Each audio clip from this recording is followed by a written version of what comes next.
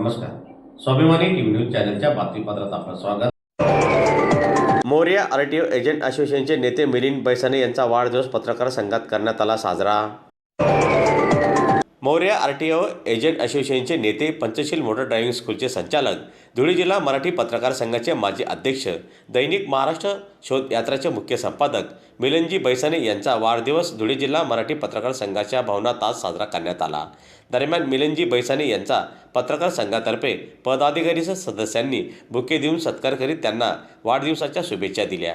याप्रसंगी अध्यक्ष मनोज गर्ते, उपाध्यक्ष अतुल पाटील, रवींद्र नाना इंगळे, सुनील पाटील, सचिन बागुल, तुषार बापना, प्राध्यापक मोहन मोरेसर, प्रकाश शिरसाट, दीपक शिंदे, आकाश सोनवणे, संदीप त्रिभुवन, पंकज पाटील, दीपक वाघ, रवींद्र नगराळे, अनिस भाई, सुभाष वाघ, रूपक बिरारी, पुरुषोत्तम पाटील, भास्कर फुलपगारे यांच्यासह वीरेंद्र मोरे, कल्पेश पाठक आदी उपस्थित होते। आज आपल्या पत्रकार संघाचे माजी अध्यक्ष मिलिंददादा बैसाने, दादांचा माझा 1992 पासून संबंध बरोबर ना।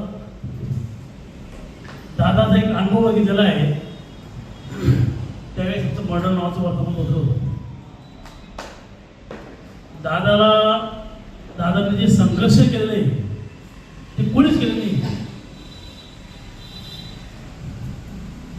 लागलीच कुणाला काही बोलायचं असेल,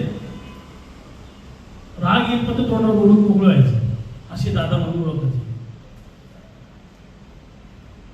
सुरुवातीची पत्रकारिता बघितली मी, माझ्या समोर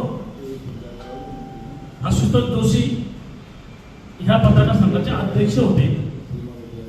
त्यावेळेस पत्रकार परिषद चालू होती, त्या पत्रकार परिषदेत मी सुद्धा उपस्थित होतो। त्यावेळेस मिलिंद भाऊ आले आणि मागे बसले। मिलिंद भाऊंना तिथून डायरेक्ट सांगितलं की तुम्ही इथं बसू नका, बरोबर मिलिंद दादा? ते वाघ काका बसले त्या ठिकाणी मी बसलेलो। त्यावेळेस इथं मागून बोलणं म्हणजे पाप होतं, आणि पत्रकार परिषद चालू असते, कोण बोलायचं हे प्रश्नावली सुद्धा लिहून दिलेली असतात। आपल्यासारख्या साधारण पत्रकारांना तिथं देतच नव्हते। किती खतरनाक हुकुमशाही लोक, हिटलरशाही होती। नानासाहेब मदानांची सुजुकी तिथून आल्याबरोबर भाऊ आले म्हणजे ना सर्व एकदम शांत, इतका दबदबा होता। तो दबदबा मिलिंददादांनी मोडला। मिलिंददादांनी आंदोलन केलं, सर्व काही केलं। मी